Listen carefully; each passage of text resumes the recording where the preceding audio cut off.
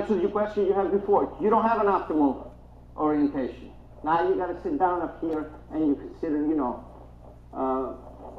talk with the customer and says, listen, we don't get an optimal orientation. So a lot of times in the slope roofs you don't have that optimal. So now you have to have what? Some of sort of what?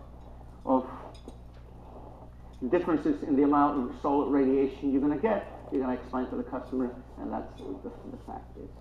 Because now sometimes for different orientations you find out that luckily enough, you really don't lose that much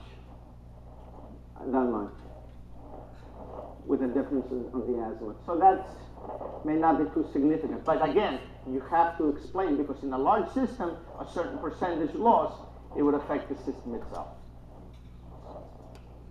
But you have to be able to show to the customer. We'll talk a little bit about magnetics and magnetic declinations, an angle between the direction of the compass that it points, usually towards the magnetic north and the true geographic north. I'm going to skip some of that stuff in here to some areas.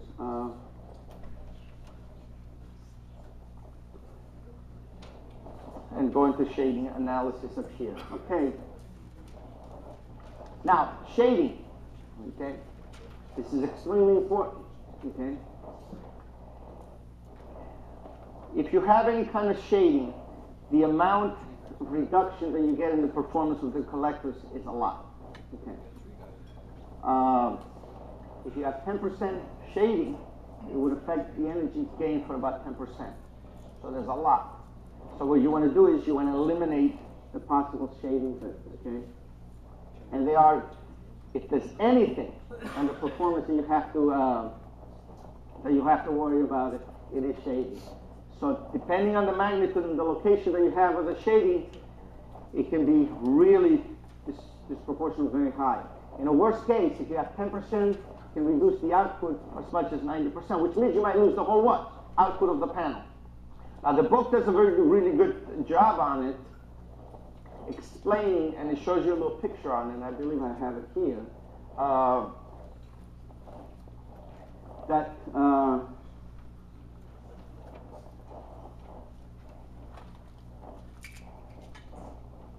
that shows you here the type of shading that you have and the amount of loss. So if you have a little shading like here, because of the way, and again, it depends the way that the actual manufacturer has wired all those actually what? Cells together. But typically a portion of the shading up here will affect substantially. Like in here, if you shade this portion up here, you lose the total output of the array. So it's extremely important. Now, sometimes you might have like particular little vent pipes up here, shading the modules up here. You have to consider them too. How much shading is possible because of a little spot up there. Okay. Because you shade this thing, you're done. Question. Yeah. In that bottom row, if it's in the middle of the panel, it's going to affect the entire output. If it is here, depending, yeah. Depends. Again, it depends. Where's the module guy here? Do we have the guys doing? Yeah. So what happens for every bottom square you lose that whole row that's on top? If, depending on the manufacturing of the panel, a portion, usually if this thing is wired like in series like this, or they wire this way, depending how they're wired up here internally, portion of partial shade of a row, for example, would give you partial thing. But if you have a complete row shade, you lose the total array. So if you lose, let's say, if you shade this one, just this array here, you're going to lose the whole array. The whole array there.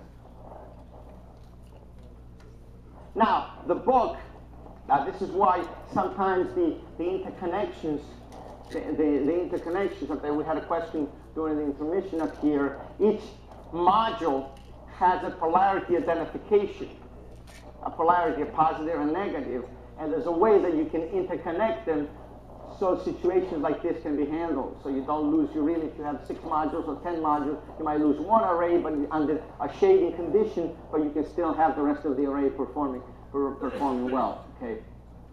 But the key things, whenever you go to the top of the roof, you measure things here, and you see like a particular item up there provide you some sort of shading, take it into consideration. Don't think that just because it's just a little vent there and it's just going to shade a little bit of the module up here, that everything is hunky-dory.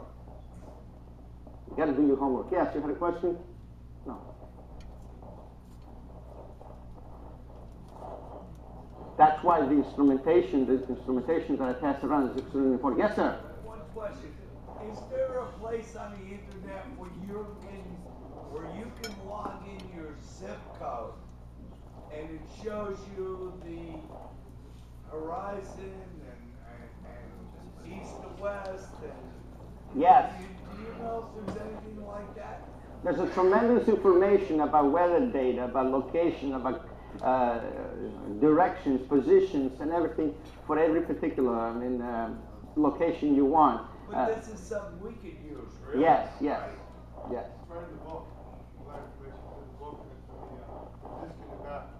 It's in your disc in the back. First time here, right, yes. So the textbook that I have has a disc associated with that gives you that information. There's tremendous amount. All you have to do is type solar things, and there's a lot of information. But the book, when you read it, is the best vehicle you have.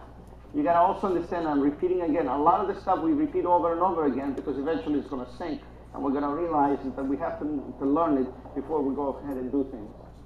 Okay? It's a little different than the book. I'm just reading it.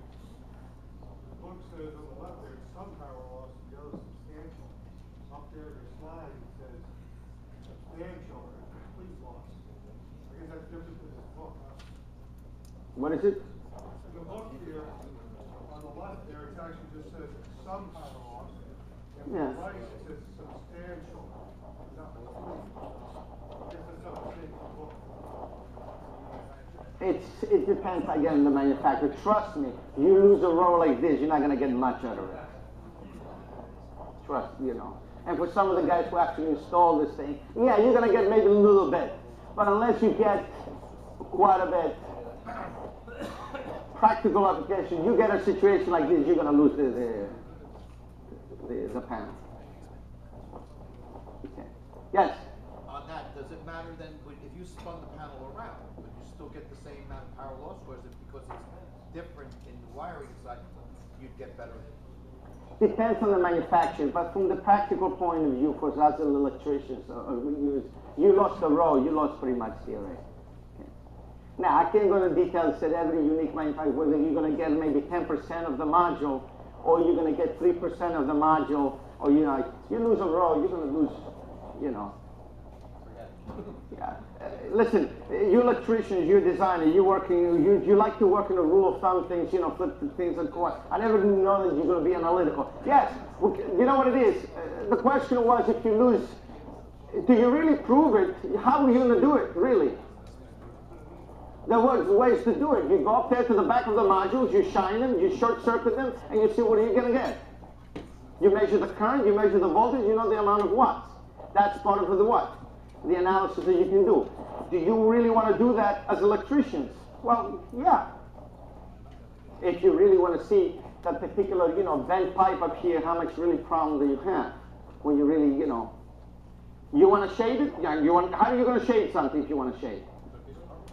Put something on it, right?